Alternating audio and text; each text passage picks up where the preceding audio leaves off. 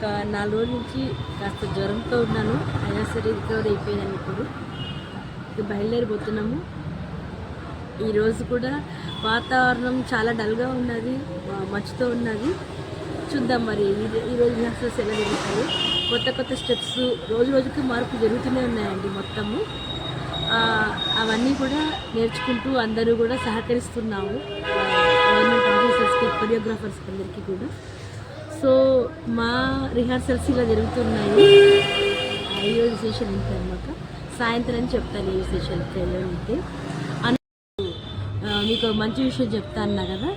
ఈ 76వ గణతంత్ర దినోత్సవ సందర్భంగా భారతదేశం యొక్క సాంస్కృతిక సంపదను ప్రపంచ దేశాలకు చూపించాలనే ఉద్దేశంతో మన కేంద్ర సాంస్కృతిక శాఖ మంత్రి గారైన గజేంద్ర షెకావత్ గారు మంచి నిర్ణయం తీసుకున్నారండి.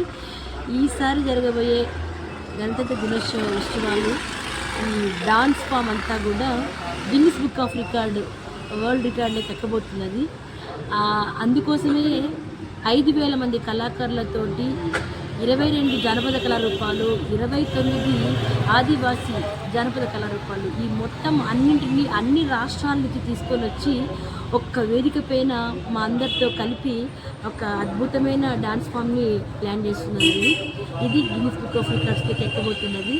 సో మీ సరళ తీసుకెళ్తున్న టీం సభ్యులందరూ కూడా మన ఆంధ్రప్రదేశ్ తరపు నుంచి 100 మంది కూడా ఇందులో పాల్గొంటున్నారు. సో మీ అందరి తరపు నుంచి మేము ప్రాతినిధ్యం వహిస్తూ ఇక్కడ పాల్గొంటున్నామండి. ఈ గిన్నిస్ బుక్ ఆఫ్ రికార్డ్స్లో మా పేర్లు ఎక్కుతాయి.